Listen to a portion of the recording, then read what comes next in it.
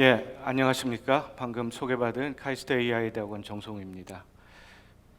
먼저 저는 이 그림을 자주 사용하는데요. 그 AI 인력 수요를 한 4계층으로 나눠 보겠습니다. 그래서 맨 위가 AI에도 난제가 많습니다. 뭐 아까 그라운드 브레이킹 리서치 결과도 필요한 부분이 많고요. 그래서 AI를 과학처럼 다루는 사람들이 있어야 될 것 같고요. 난제를 해결하려면 뭐 소수겠죠. 또한 중요한 것이 리딩하는 연구를 하는 사람들이 있어야 돼요. 그냥 선진국에서 갖고 있는 기술을 그대로 받아 쓰는 거 가지고는 우리는 AI 선진국으로 갈 수가 없어요. 그래서 새로운 AI 모델, 알고리즘을 만들어내는 그룹. 저는 카이스트 AI 대학원을 만들 때 저희의 인재 양성의 목표는 이 두 계층이었습니다.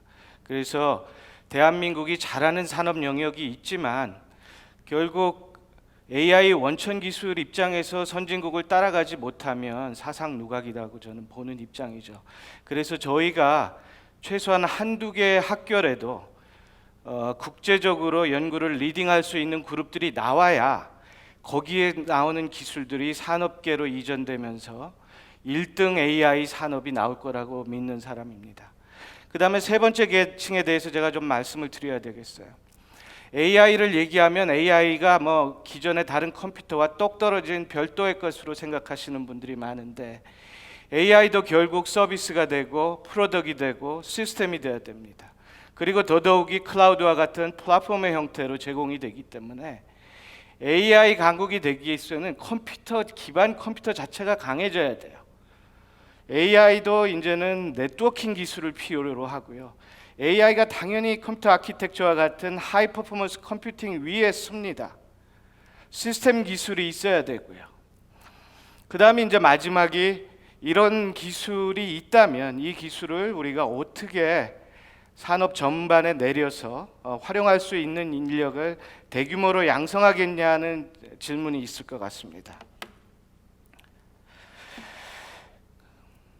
그래서 저는 여기서 용어도 하나 바꾸고 싶어요. 저는 이 마지막 단계는 많이 AI 플러스 X라 그러는데 사실 저는 이 계층은 X가 더 중요한, 도메인 날리지가 더 중요한 영역이라고 생각해요.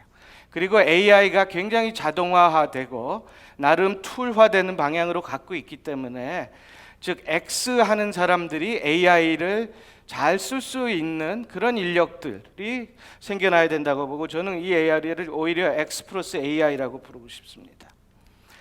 자, 그러면 뭐 여기서는 제가 좀 큰 화두를 던지고 싶어요. 우리 뭐 2조씩 R&D 투자하는데 도대체 무슨 큰 결과가 나오냐? 그 이유는 많은 돈이 중간 계층에 사회적 임팩트를 미치지 못하는 어정쩡한 연구 영역에 있기 때문이에요. 돈이 많이 그렇게 쓰입니다. 저는 극단적으로 새로운 기술을 만들어낼 수 있는 정말 원천 쪽에 임팩이 강한 연구에 포커스하는 것이 전략적으로 필요하고 반대로는 아까 제가 말씀드린 굉장히 스트롱한 도메인 날리지를 갖고 있는 곳에 그 기술을 어떻게 하면 넘길 것인가. 그래서 이 두 극단이 굉장히 임팩이 큰데 사실은 이 두 개가 굉장히 코릴레이션이 강한 분야입니다. 즉 왼쪽이 없이 저는 절대로 이쪽 제대로 된 산업이 일어날 수 없다고 봅니다. 남의 기술에 종속돼서 저희가 저희만의 산업 영역을 일구기 힘들다고 보는 거죠. 자, 그러면 저희가 지금 현재 어느 정도 수준에 와 있느냐? 조금 전에 제가 왼쪽 임팩트 강한 AI 원천 기술을 얘기했습니다. AI 원천 기술을 랭킹을 매길 때 두 가지 학회를 얘기합니다. 이건 응용 AI가 아니에요. AI 자체의 기술은 지금 ICML과 뉴립스라는 학회가 경쟁력을 대변하는 중요한 잣대입니다. 그럼 현재 우리가 지금 어디까지 와 있냐? 제가 여기서 오른쪽에 보시게 되면 지난 3년간의 ICML 뉴립스에 누가 논문을 많이 냈냐 가지고 랭킹을 매긴 겁니다. CMU가 1위고요. UC 버클리 2위, MIT 3위 이런 식으로 나가다가 지금 카이스트가 저희 학교 같은 경우에 15위에 머물고 있습니다. 그런데 그 위에 보시면 쉽게 넘어가기 힘든 정말 훌륭한 인스티튜트들이에요. 그래서 저희가 이게 챌린지인 겁니다. 그럼 2019년 랭킹 기업체까지 보고 여기에서 탑10 랭킹이 나왔어요. 탑10 랭킹에 지금 카이스트와 서울대가 죄송합니다. 기관을 언급해서 삼성이 들어있지 않아요. 맨 위에가 구글이 있고요. 그 다음에 저희가 카이스트가 기업체랑 합쳐가지고 16위권에 있고요. 아무튼 이런 게 지금의 저희의 현 주소예요. 원천기술에서. 그러면 기반이 되는 컴퓨터 시스템 분야는 우리가 어느 정도의 역량을 현재 갖추고 있다고 보느냐. 제가 최근 3년간에 시스템 전부, 컴퓨터 시스템 전 분야를 클릭하고 톱티어 학교 클릭하고 누가 어느 학교가 가장 논문을 많이 냈나 봤더니 역시 CMU가 1등이고 UIUC가 2등이고 이런 식으로 나가면서 우리 카이스트가 11위에 머물고 있어서 나름 저희가 지금 저희 AI 대학원에 어떻게든 한번 이런 컴퓨터 시스템 기술과 AI 원천 기술로서 국제적인 곳으로 가보겠다 생각하고 있다 이런 말씀을 드리고요.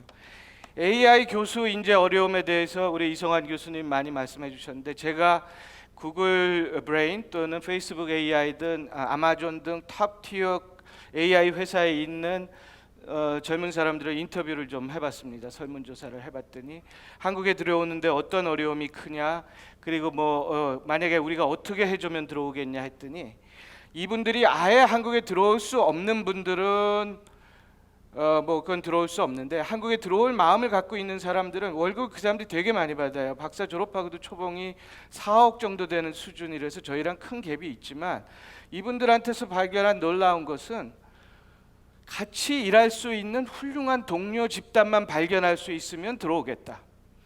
어차피 한국 들어간다 그러면 돈은 포기한다. 그래서 이게 단순히 돈의 문제가 아니더라고요. 우리가 제대로 연구할 수 있는 클러스터를 형성하고 이들을 받아들일 수 있는 환경을 꾸미는 것이 중요하다. 제가 이 말씀을 좀 드리고 싶고요. 그 다음에 제가 여기 기업체 분들에게 얘기하고 싶은 것 하나가 이분들이 한 얘기가 그렇지만 아무리 월급을 많이 줘도 아직 한국의 회사에 들어가고 싶지는 않다. 전부 이렇게 얘기하더라고요. 그 이유는 기업 문화를 얘기하더라고요. 상하 질서의 기업 문화, 시키는 일을 해야 되는 것. 좀 자유로운 환경에서 좋은 동료들하고 일할 수만 있다면 들어갈 용의가 있다. 이런 게 제가 배운 메시지였습니다. 그래서 여러 가지 제도가 있을 수 있을 것 같아요. 학교에서 할 수 없는 또는 기업에서 할 수 없는 것들을 정부가 좀 지원해 준다면 좋고 또 미국처럼 겸직이 가능하다 그러면 사람들을 유치할 수 있을 것 같아요. 여기 네이버 하정우 박사님도 계시지만 50% 시간 네이버에서 일하고 50% 시간 학교에 일할 수 있는 우리가 이런 전향적인 자세가 회사도 필요하고 학교도 필요하다. 제가 이런 말씀을 좀 드리고 싶습니다. 저희는 작년 9월에 개원했고요. 7명의 내부 인력으로 시작했고 상당히 제가 90%의 시간을 새로운 교수 영입에다가 써서 나름 성공적으로 6명의 신임 교원을 영입을 했습니다. 그래서 저희는 현재 13명의 전임 교수로 가고 있고요. 제 목표는 학교에도 이미 승인 받은 거는 40명까지 잘하는 거 40명까지 키우겠습니다. 그거는 말리지 말아 주세요. 그런데 40명을 구해 올 수 있을지는 제가 큰 숙제입니다. 그 다음에 이제 제가 보는 거는 저희는 대전에 있다가 보니까 지역적 한계를 느낍니다. AI 전문가들이 판교가 마지노선이에요. 그 밑으로 잘 안 가려고 그래요. 학생도 마찬가지입니다. 그래서 이제 저희가 그러면 할 수 없다. 서울로 가자.